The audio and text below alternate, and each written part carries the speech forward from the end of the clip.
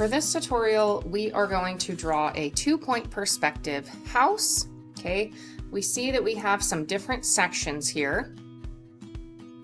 Okay, and to make it a little easier, I will be referring to this black and white photo so that I can bring out the different lines. So if you look at this picture, essentially all of the purple lines are headed back in the left direction. Okay, everything's headed backwards in this direction, and then all of the blue lines, everything is headed back in the right direction. That is going to help us determine which vanishing point we need to be connecting all of these kind of horizontal lines to. They won't be perfectly horizontal, but in reality, they are supposed to be level, right? So all of these lines that are supposed to be level or horizontal will be connecting to vanishing points. So the first thing we want to look at is the horizon line. Okay, the horizon line is where the sky meets the land. Sometimes you can't see it. You kind of have to kind of guess where it's going to be, right? I don't need all this extra space here, so I might actually drop my horizon line just a little bit so that I have more sky in my picture. So always be thinking about your overall composition. Okay, I might also try and make my house just a little bit smaller. So horizon line first, I'm going to go just a little below the center. Okay, this is a perfectly horizontal line. Okay, and the vanishing points always live on the horizon line. Now I want you doing this very, very lightly in pencil because we will be finishing this in ink. These lines that we're using are just going to be kind of a guide. Okay, I'm going to be drawing mine just a little darker so you can see it better in the video. All right, I'm going to start kind of on this front corner. Okay, then I'm going to go left, kind of do all of these little wall sections. Okay, so basically we're starting with just the walls like this. Okay, we're going to start with those, and I'm going to start on this front corner, which kind of is a little left of the center. So a little left of the center. Okay, this will be a vertical line. So basically we're going to be making lines which give us points, which will help us make the next lines. So now I'm going to make this wall which kind of heads towards that door. Okay, the door kind of ends this wall. It is headed to the left as it gets farther back. So before I forget, I'm going to put some nice visible vanishing points. I will be looking for where your vanishing points were. And I can figure it out even if they aren't there because I can see if all of your lines are converging to a point. Okay, so you cannot wing this. You have to use the vanishing points. Okay, so the top and bottom of the wall get connected to the left vanishing point. And then I'm going to look and see, okay, about how wide is it? So I'm going to continuously refer back to my picture to determine kind of width, height, length. Okay, so now I have 2 new points. Okay, now I'm going to draw this short little wall. Okay, short little wall. This has the blue lines that are pointing to the right. So we will be connecting this to the right vanishing point, and it kind of just flip-flops.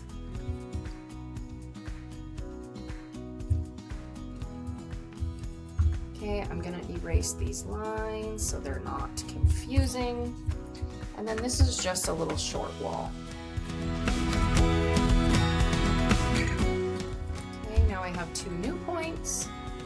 Again, this wall is going to be headed back towards the left. And it's a little bit longer. It has a nice big window on it.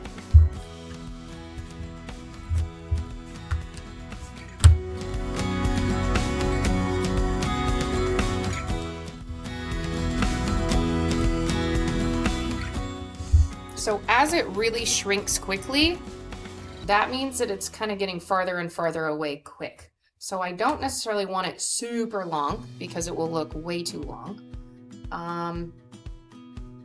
So I'm gonna stop it right about here. Okay, there's the end of one side. Now I'm gonna start coming down this wall. So something to be aware of, okay? See how this wall technically ends kind of behind this little section, okay? The end of this probably kind of goes back in there. We kind of have to imagine how far this is actually going to be because we're going to need it for our center peak eventually. So I'm just going to make it extra long. So this one's heading back to the right, so we use the right vanishing point. I'm just going to make them a little extra long and a little extra light so we can see through.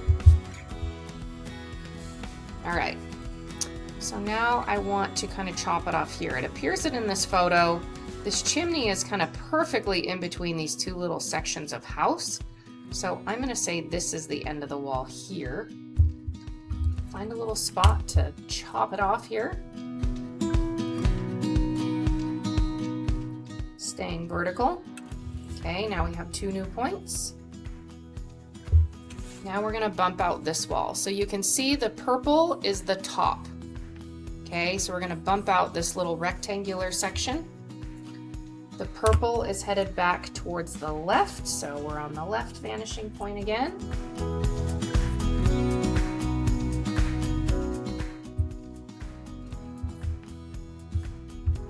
It's not super wide. It has one little window on it.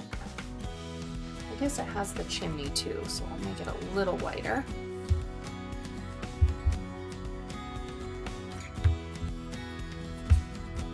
Okay, last but not least, we have this long section that kind of goes back.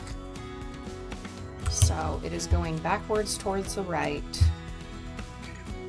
So we are using our right vanishing point. Now, my house might not be perfectly centered, but when I come back in and I add trees and landscaping and stuff to it later, I can kind of create balance later on. So don't freak out if your house isn't perfectly centered. You do kind of want it fairly centered, but you can tweak it a little bit with landscaping later.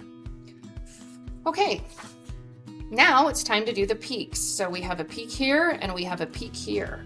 Now the peaks have to be in the center, right? So how do we find the center of a distorted rectangular wall? Well, we use diagonal lines. So I can erase this little horizon line from the top left corner to the bottom right corner, top right corner to the bottom left corner. Where those lines intersect or cross is the middle.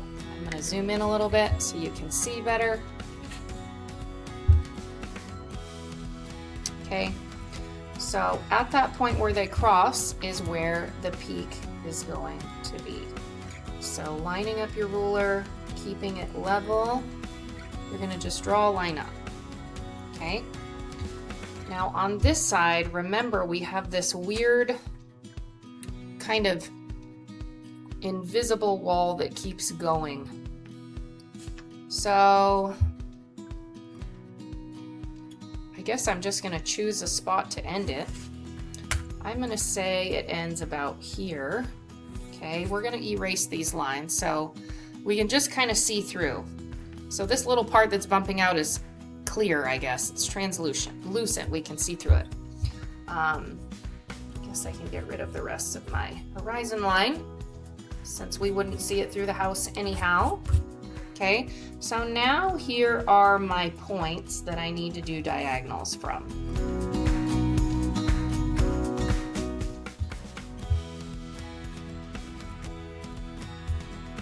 So the center of this section is right here. So lining that up, I'm going to get my ruler vertical and I'm going to draw that line up. All right, now we have to look at the pitch. It doesn't look super steep, but it also doesn't look kind of like an average 412 pitch roof. I would say it's kind of at a 45-degree angle. So it's probably like a 612.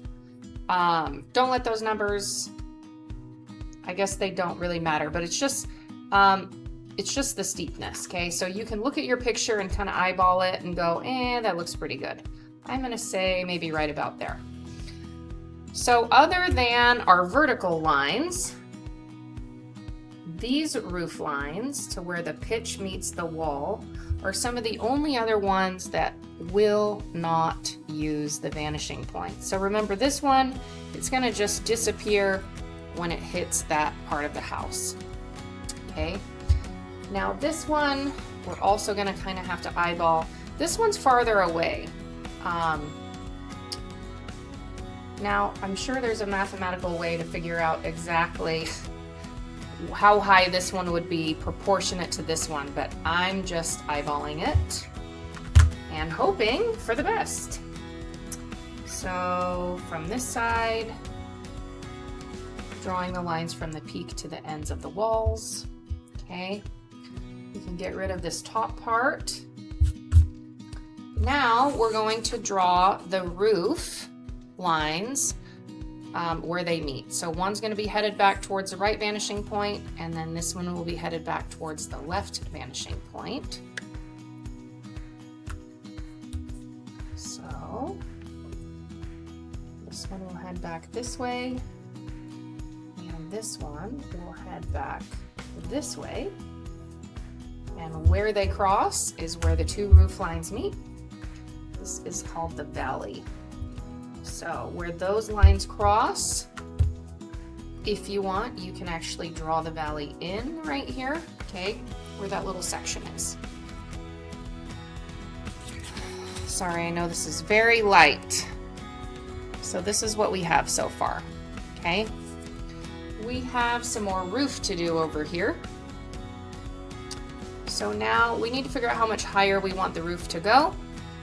And then the top of this right here, you can see will converge down towards the right vanishing point. So maybe, I guess we have a chimney in here too. I wonder.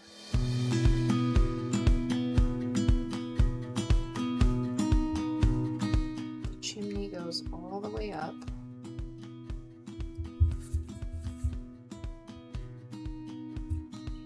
We can see a little bit of this side of the chimney, and then it comes down.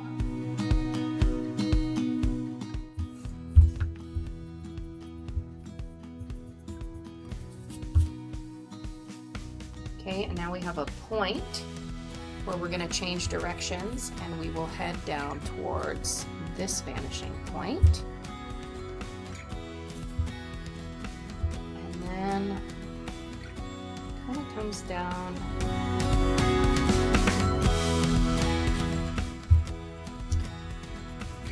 So we won't see any of that roof there, okay? So now that we have this little chimney section in, now I'm gonna eyeball where the top of the roof line might be. Okay, I'm kind of eyeballing this. And then the top of that should follow the vanishing point, which kind of appears like it's going to disappear here, which sometimes that happens because two-point perspective can get pretty distorted. And that might be about as good as it's going to get. Because I'm kind of drawing this house lower, the horizon line is essentially our viewpoint. So the lower it is, the shorter we are, and we're looking up at something. The higher it is, the higher we are in the sky, and we'll be looking down. So I'm not surprised that we're not going to see the top of this roof here, okay? Now I can go through and erase all of these lines that we don't need. All of the diagonals.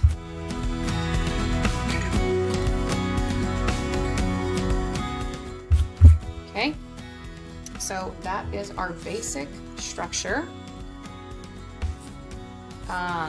You know what I just realized is the roof here is a little bit different than what I have going on. I accidentally made the roof stop here. So it appears that this kind of extended out, but I'm just gonna leave mine like this, and then I can try and tweak it a little bit maybe when I do my ink.